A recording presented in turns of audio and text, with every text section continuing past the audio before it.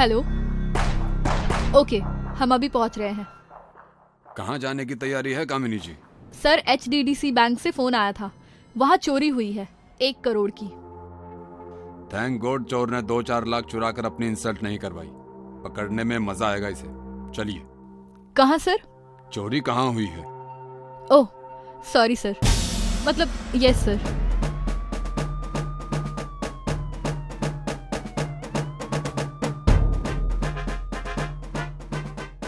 Sir, मैं धीरज Gupta, bank का manager. Sir, मैं और एक सहकर्मी बैंक 10 बजे पहुंचे तो देखा बाहर गार्ड सोहन बेहोश पड़ा था और गेट का ताला टूटा हुआ था। अंदर जाकर देखा तो लॉकर खाली था। गार्ड कहाँ है? सर, उसे एक स्टाफ के साथ सरकारी हॉस्पिटल भेजा है। बैंक की रखवाली के लिए रात में कितने गार्ड रहते हैं? आमतौर पर तो 2 गार्ड रहते हैं, पर पिछले 5 दिन से एक गार्ड छुट्टी पर है। अपने गांव मलसाज गया है। सर, जो गार्ड बेहोश हुआ था वो आ गया। तबीयत कैसी है अभी? सर, अभी ठीक हूँ। सर, कितने की चोरी हुई है? आपके मैनेजर जी के हिसाब से पूरे 1 करोड़ की।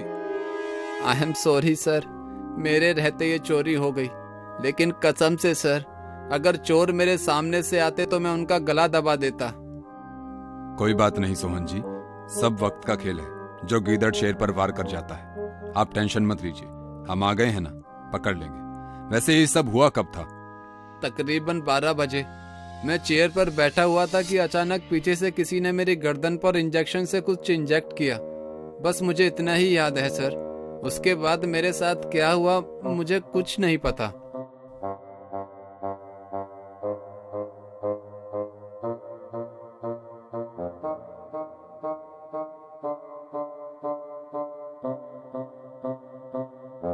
धीरज जी, आपका सीसीटीवी रूम किधर है? सॉरी सर, मैं आपको बताना भूल गया था कि चोर अपने साथ हार्ड डिस्क भी ले गए हैं। कोई backup? No sir. Interesting. HDDC bank के पास सीसीटीवी के बैकअप का कोई अरेंजमेंट नहीं है।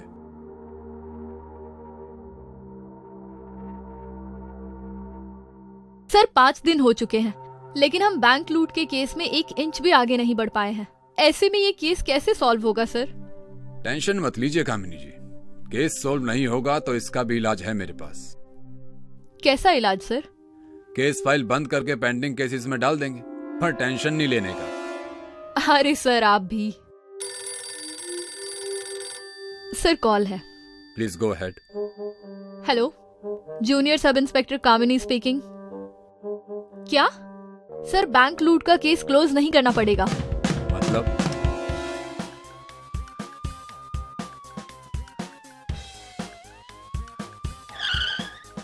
सर, इन्हीं के इलाज के लिए बैंक से लूटे गए पैसों में से 4 लाख डिपॉजिट किए गए हैं। हॉस्पिटल स्टाफ ने बताया कि वो इनकी बेटी है। वैसे तो उनकी 2 बेटियां हैं, लेकिन जिसने पैसे जमा करवाए हैं उसका नाम महिमा है और मैंने उसकी सारी डिटेल ले ली है सर। महिमा का एड्रेस क्या है?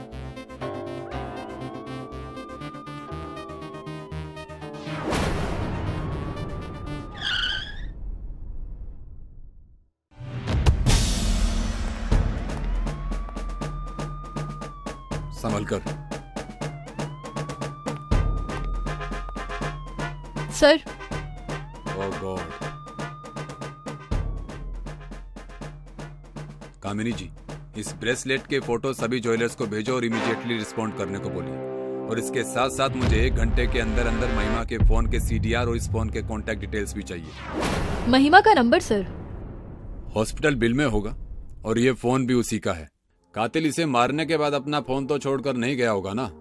जी सर, सॉरी सर। महिमा की बहन संध्या का एड्रेस भी लिया था ना अपने हॉस्पिटल से कामिनी जी?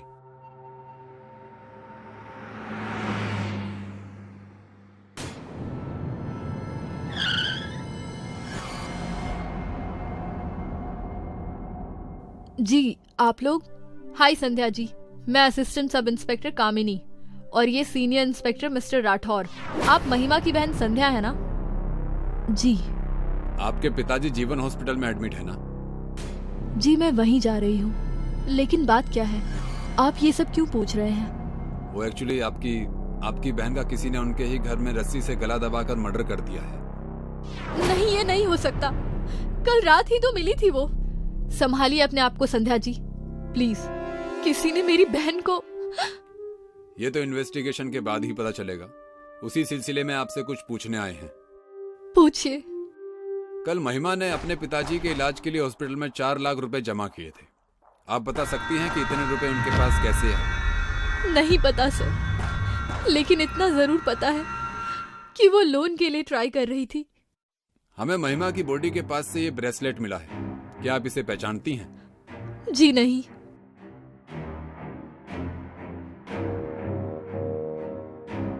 कामिनी जी, इमीडिएटली ईमेल चेक करो। शायद किसी ज्वेलर का ईमेल आया हो। जी सर। सर, भांडुप ज्वेलर्स का मेल आया है। Got it sir. एड्रेस मिल गया। धीरज गुप्ता, साकीना का हाउस नंबर 11। सर, महिमा की सीडीआर भी आ गई और उसकी डेड बॉडी पर जो फोन मिला है वो भी उसी का है।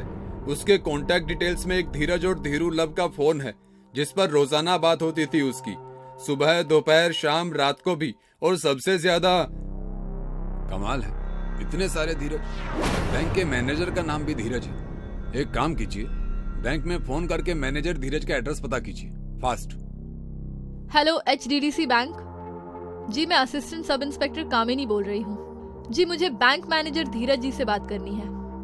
ओके, आप मुझे उनका एड्रेस दे दीजिए। Thank you. Sir, manager Dheeraj bank में नहीं है, लेकिन उसका जो एड्रेस मिला है और ब्रेसलेट वाले धीरज का एड्रेस सेम ही है। पांडे, जल्दी से धीरू लव नंबर को ट्रैक करो इमीडिएटली। सर, धीरू लव ही क्यों? धीरज वाला नंबर ट्रैक क्यों नहीं करना? वो ऑफिशियल फोन है, बंद होगा। सर, वो एयरपोर्ट की ओर जा रहा है।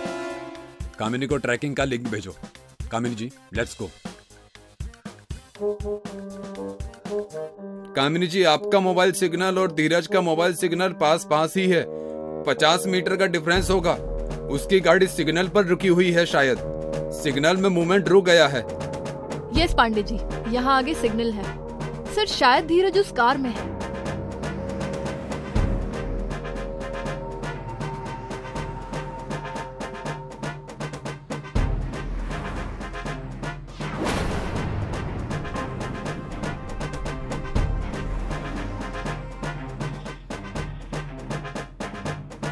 धीरज, रुक जाओ, तुम अब भाग नहीं सकते।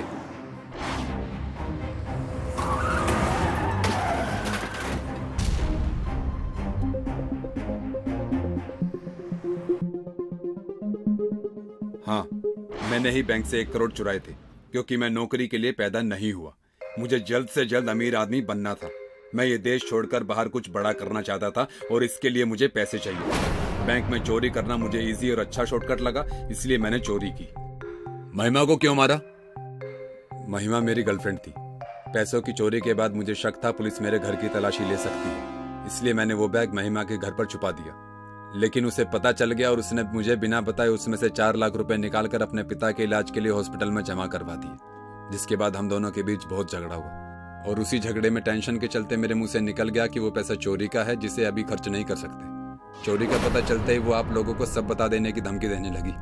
मेरा गुस्सा बढ़ गया और मैंने उसे मार दिया। जिंदगी में जब भी कोई इंसान सफल बनने के लिए मेहनत को छोड़कर शॉर्टकट अपनाता है तो उसका वही हाल होता है जो तुम्हारा हुआ है। अब शायद तुम खुले आसमान का सूरज कभी नहीं देख पाओगे, उम्र भर जेल में ही सड़ोगे और शायद यहीं मर जाओगे। पापा, आपके अकाउंट्स में 2 लाख रुपए कम है। आपने किसी को दिए हैं क्या? ऐसा कैसे हो सकता है? मैंने तो कोई अमाउंट ट्रांसफर ही नहीं किया। अरे, मैंने पूरे PF के पैसे निकिता की शादी के लिए रखे थे बेटा। अरे, अब क्या होगा? ऐसा कैसे हो सकता है? आपने यदि किसी को दिए नहीं है तो पैसे कहाँ गए? कहीं हमारे साथ कोई फ्रॉड तो नहीं हो गया? मैं अभी बैंक जाकर पता लगाता हूँ। मैनेजर साहब, मैं सच कह रहा हूँ, आप मेरा यकीन कीजिए। हमने किसी को भी 2 लाख रुपए नहीं दिए हैं, फिर भी हमारे अकाउंट से पैसे कैसे चले गए? सर, आप परेशान मत होइए, मैं अभी आपका अकाउंट चेक करवाता हूँ, सारी बातें पता चल जाएंगी। आइए आइए, बैठिए।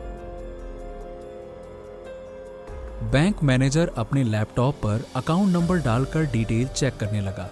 कुछ देर वो ध्यान से लैपटॉप पर देखता है, फिर लैपटॉप ऋतिक की ओर घुमाकर बोला, सर देखिए, आपने 4 बार में 2 लाख रुपए ऑनलाइन ट्रांसफर किए। पहले 35,000, फिर 55,000, फिर एक बार 45,000 और फिर ये देखिए आखिरी में 65,000 रुपए। ये देखिए पूरी डिटेल, डेट और टाइम दोनों ही मेंशन है। मैनेजर के लैपटॉप में पूरी डिटेल देखकर ऋतिक का सर घूम गया। आहा, मैं क्या, आपकी बात सही है, मगर मेरे पापा का अकाउंट किसी भी मोबाइल नंबर से लिंक ही नहीं है, तो ऑनलाइन पेमेंट हो कैसे गई? ऐसा कैसे हो सकता है? इस अकाउंट में तो मोबाइल नंबर लिंक है सर, ये रहा। मैनेजर के कहने पर ऋतिक ने मोबाइल नंबर देखा तो हैरानी से बोला, सर ये नंबर किसका है? मुझे नहीं पता। वैसे ये नंबर हमारे अकाउंट से कैसे लिंक हुआ? ऋतिक की बात सुनकर मैनेजर भी चकरा गया और बोला, सर लगता है आपके साथ साइबर क्राइम हुआ है, आपको पुलिस के पास जाना होगा। मैनेजर के कहने पर ऋतिक तुरंत पुलिस स्टेशन पहुंचा। सर अब आप ही हमें बचा सकते हैं, प्लीज, मेरी बहन की शादी है और हमारे सारे पैसे लूट लिए गए हैं, कुछ कीजिए सर, कुछ कीजिए।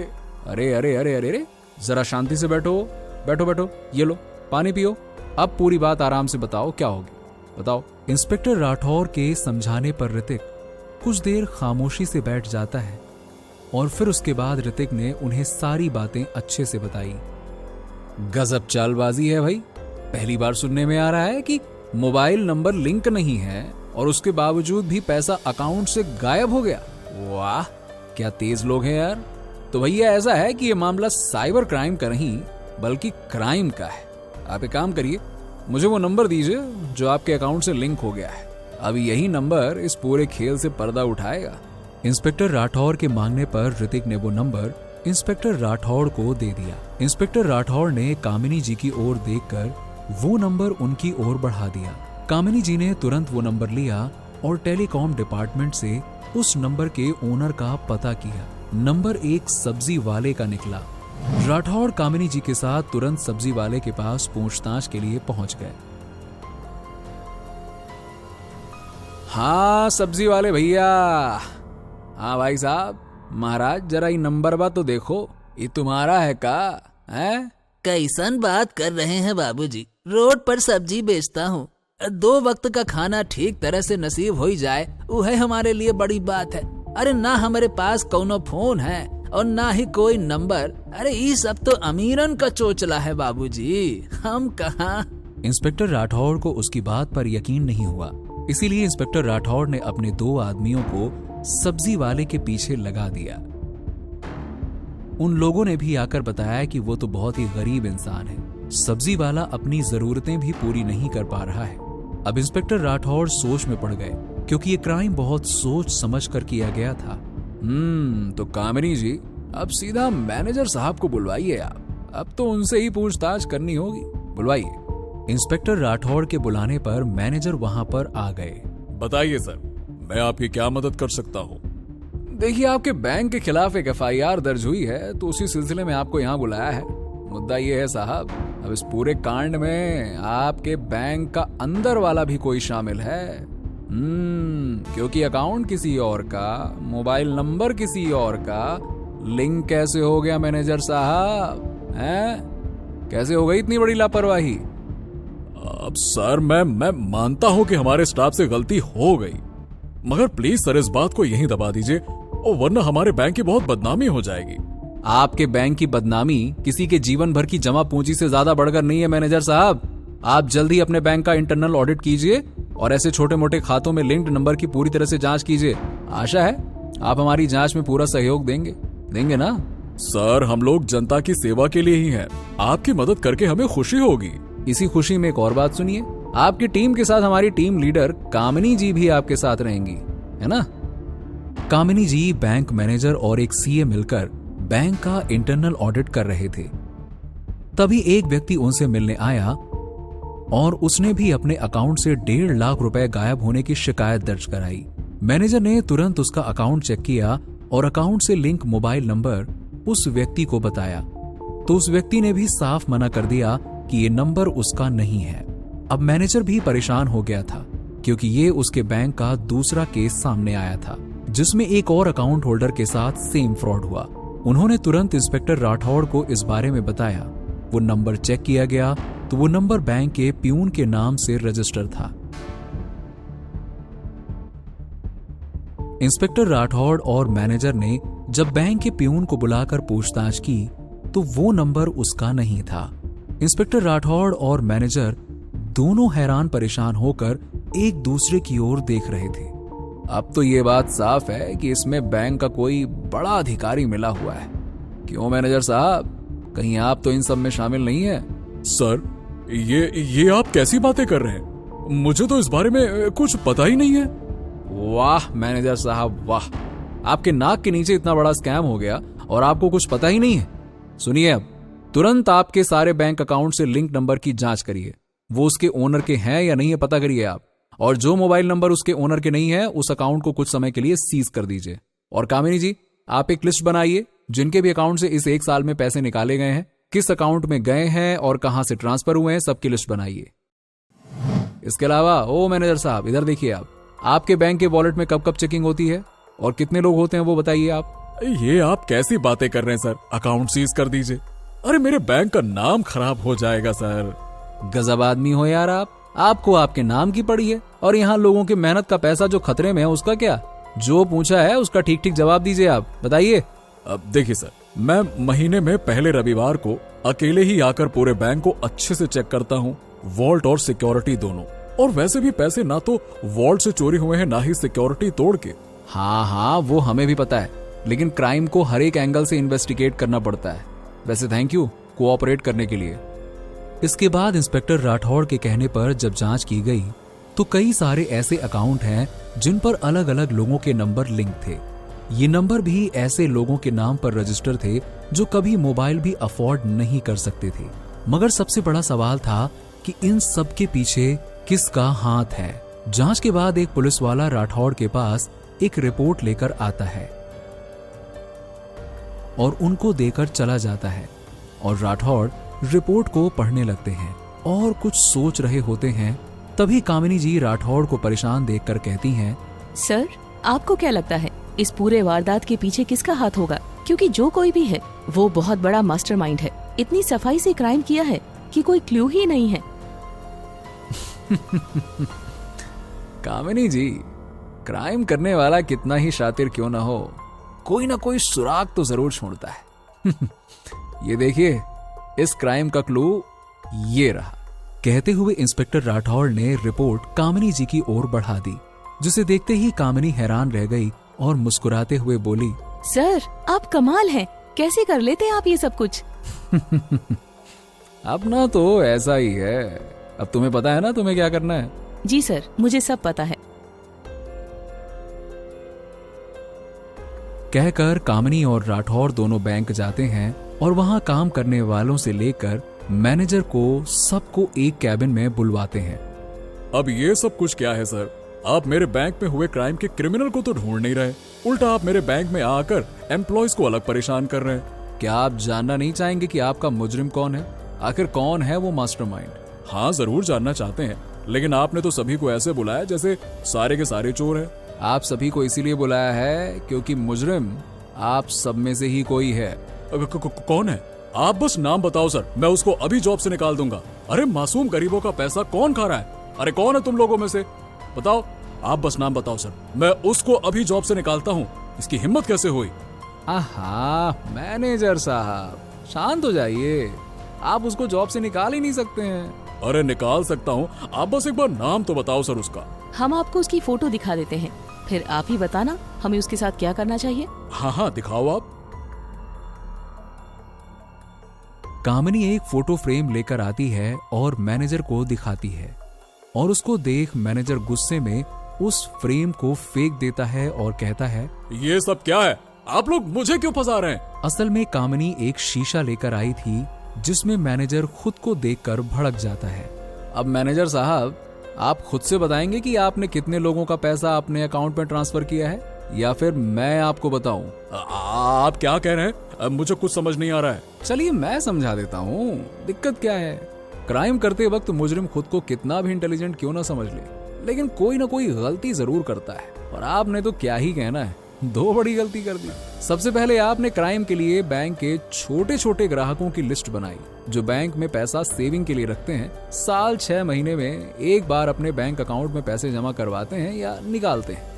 उन ग्राहकों के अकाउंट को आपने गरीब लोगों के आधार कार्ड के जरिए कई जाली सिम बनवा ली और उन नंबरों को अपने बैंक अकाउंट से जोड़ दिया और फिर उन सिम के जरिए पैसा विड्रॉ किया। मैंने ऐसा कुछ नहीं किया जो आप बता रहे हो। मैं सिर्फ बता नहीं रहा हूँ, साबित कर सकता हूँ। चलो बताता हूँ मैं आपको। अब पहली बात तो ये कि आपने कहा कि हर महीने के पहली संडे आप बैंक आकर सिक्योरिटी और वॉल्ट चेक करते हो, है ना? हाँ, तो इसमें मैं कैसे मुजरिम हुआ? अरे आगे भी तो सुनो मैनेजर साहब। तुम ये रिपोर्ट देखो जहां साफ साफ दिख रहा है कि लोगों के साथ फ्रॉड हर महीने के पहले संडे को ही हुआ है। और चलो मान लिया कि ये एक कोइंसिडेंस हो सकता है, लेकिन जिस सर्वर से पैसा एक अकाउंट से दूसरे अकाउंट में ट्रांसफर किया गया वो तो आपके बैंक का सर्वर निकला। और संडे वाले दिन जिस दिन आप बैंक आए उस दिन तो कोई और बैंक आया ही नहीं होगा, तो आपके अलावा सर्वर और कौन इस्तेमाल करेगा? और दूसरी गलती ये कि आपने जो पेमेंट गरीबों के अकाउंट से चोरी की वो आपने क्या दिमाग लगाया, अपने ही दूसरे अकाउंट में ट्रांसफर कर लिया और उसकी डिटेल्स भी इसी रिपोर्ट में है। वाह, गजब दिमाग लगाया। मेरा काम अच्छा खासा चल रहा था, अगर तुम इस मामले में नहीं आते तो। जितनी सफाई से आपने क्राइम किया था उसे देखकर लगा नहीं था कि आप इतनी आसानी से पकड़ में आओगे, मगर आपकी एक गलती ने आपको फंसा दिया मैनेजर साहब, हैं? कहते हुए इंस्पेक्टर राठौड़ हंस रहे थे और दूसरा पुलिस वाला मैनेजर को पकड़ लेता है। सर, आप कमाल है, इतने छोटे से लूप होल से आपने क्रिमिनल को पकड़ लिया। अपना तो ऐसा ही है कामिनी जी।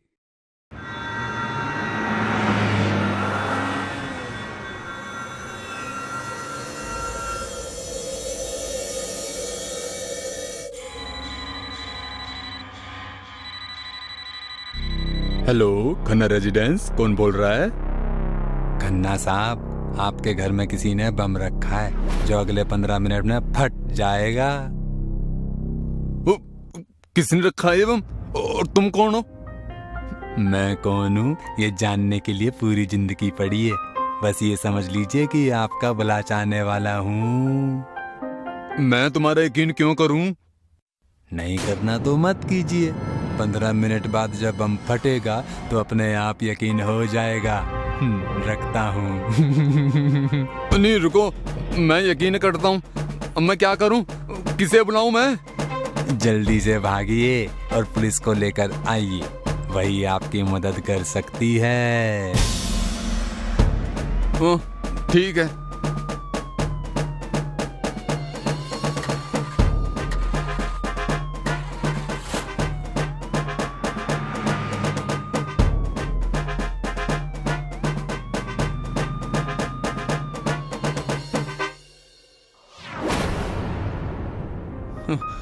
मैडम, मैडम, मेरे घर में बम फटने वाला है जी, जल्दी चलिए।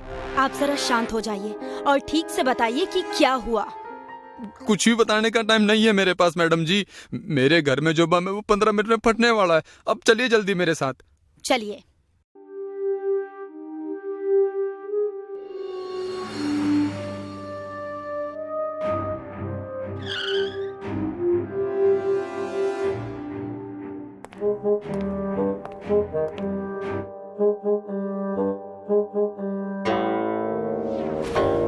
ये सब क्या है? 15 मिनट तो कब के हो चुके, यहाँ तो कुछ नहीं हुआ। सब ठीक तो है? हाँ, सब ठीक तो है। मुझे भी कुछ समझ नहीं आ रहा मैडम जी। मुझे एक फोन आया था कि तुम्हारे घर में बम है जो 15 मिनट में फटने वाला है। वो शायद एक प्रैंक कॉल था। तुम्हारी वजह से मेरा बहुत सारा टाइम वेस्ट हो गया। आगे से ऐसा कॉल आए तो ध्यान रखना। जी मैडम।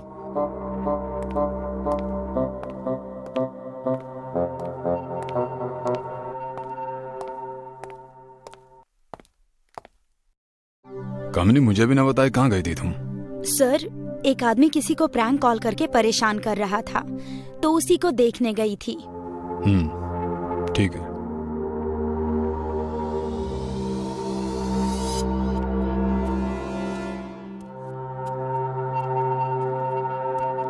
अयो, सर, मेरे घर में बम है, अब जल्दी चलिए सर। क्या कहा बम? कामिनी जल्दी चलो, हमें पहुंचना होगा। रुकिए सर, कल भी एक प्रैंक कॉल का केस था, जिसने फोन पर यही कहा था। जाने का कोई फायदा नहीं है सर। पर हम रिस्क नहीं ले सकते कामिनी, जल्दी चलो। सर मेरे घर में किसी ने बम रखा है सर, जो 20 मिनट में फटने वाला। मुझे बचाइए सर, मुझे बचाइए। ये सब आखिर हो क्या रहा है, देखना पड़ेगा।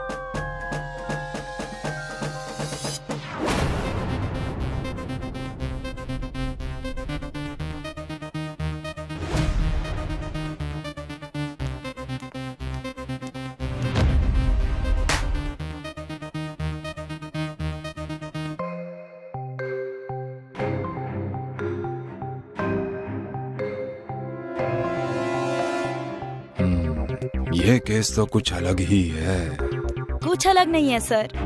कोई लफंगा प्रैंक कॉल करके इन अमीरों को डरा रहा है बस। क्या कहा तुमने? अमीरों को?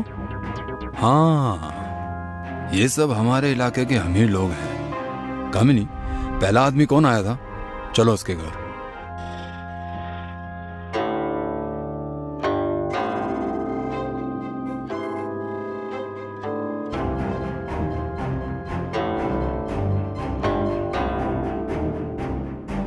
क्या बात है सर, आप इस वक्त यहाँ? तुम जब थाने आए तो तुम्हें आने में कितना समय लगा? मेरे ख्याल से 15 मिनट लगे होंगे सर जी। मतलब आने के 15 और जाने के 15, 30 मिनट। इतना समय बहुत है किसी को तुम्हारे घर में चोरी करने के लिए। क्या तुम्हारे घर में कुछ चोरी हुआ है? नहीं सर जी, सब पैसे गहने बिल्कुल सब सही सलामत हैं। सर, बाकी के 2 लोग भी हमारे थाने से दूर ही रहते हैं। इसी पैटर्न को पकड़ के चलें तो चोरी करने के लिए सबसे अच्छा मौका है था। कामिनी, उन बाकी 2 लोगों के नंबर है ना तुम्हारे पास? हाँ सर। ठीक है, उन्हें फोन करके पूछो कि उनके घर में उस प्रैंक कॉल के बाद कोई चोरी हुई है या नहीं हुई।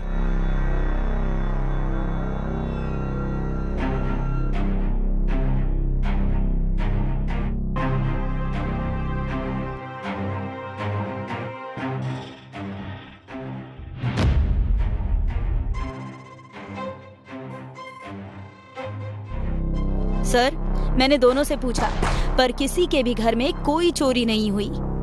फिर क्या वजह हो सकती है?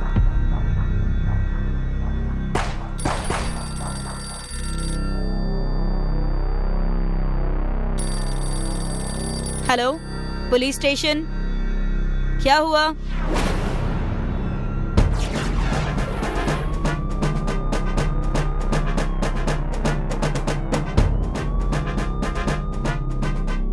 सर जी, उस दिन मुझे पता नहीं चला, पर आज सुबह जब मैं उठा तो मैंने देखा कि मेरे घर से 2 गद्दे गायब हैं। बहुत महंगे गद्दे थे सर जी वो। ये तो बड़ा अजीब चोरी का केस है। कोई भला गद्दे क्यों चुराएगा? इन्होंने कहा ना, महंगे हैं इसलिए चुराए होंगे। कामिनी, बाकी 2 लोगों को भी इसके बारे में पूछो, उनके गद्दे भी गए होंगे।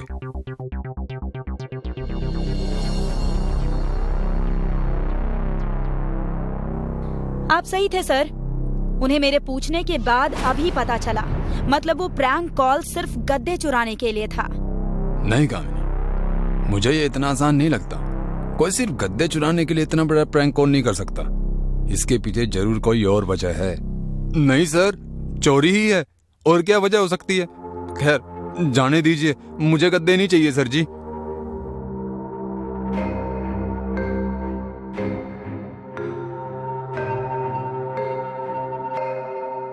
हाँ ठीक है, कितने बजे आएगा? Okay, thank you Raju.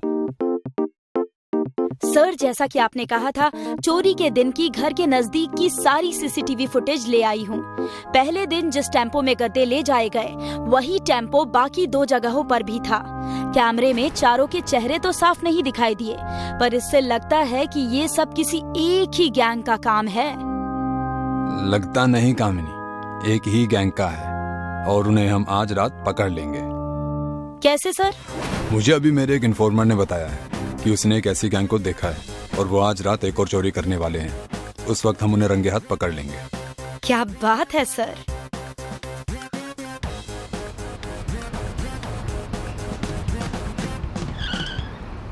रुको, हाथ ऊपर, नीचे उतरो।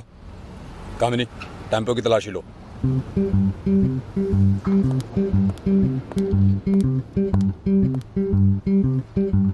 क्यों भाई, चुराना ही था तो पैसे चुराते, गहने चुराते, गद्दे चुराने की क्या जरूरत आ पड़ी? जमीन पर सोते हो क्या तुम लोग? नहीं सर, हमें माफ कर दीजिए, आगे से ऐसा नहीं करेंगे। कर भी नहीं पाओगे बच्चे, राठौर के सामने खड़ा है तू।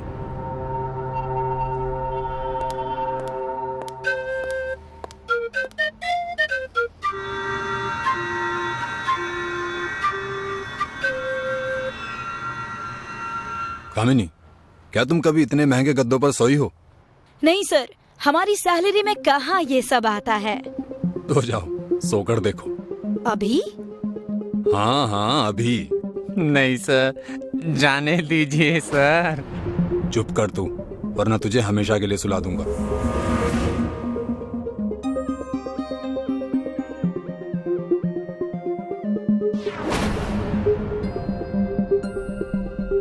सर, इन महंगे गद्दों पर सोने का कोई फायदा नहीं, बिल्कुल कंफर्ट नहीं है।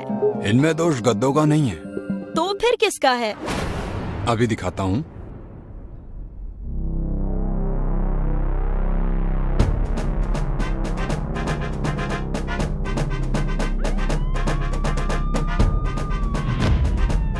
इतने सारे पैसे किसके हैं ये सब? ये सब उन अमीर जादों का ब्लैक मनी है जो उन्होंने यहाँ छिपाया था। इन दोनों के साथ साथ उन अमीरों को भी जेल में डाल दो। सर, पर आपको कैसे पता चला कि इसमें पैसे हैं? उस दिन जब वो आदमी केस बंद करने के लिए बोल रहा था, तभी मुझे उस पर शक हो गया था कि हो ना हो उन गद्दों में तो कुछ है। और अब इन गद्दों की साइज देखकर मेरा शक यकीन में बदल गया। वाह सर, आपके दिमाग का तो जवाब नहीं। अपना तो ऐसा ही है।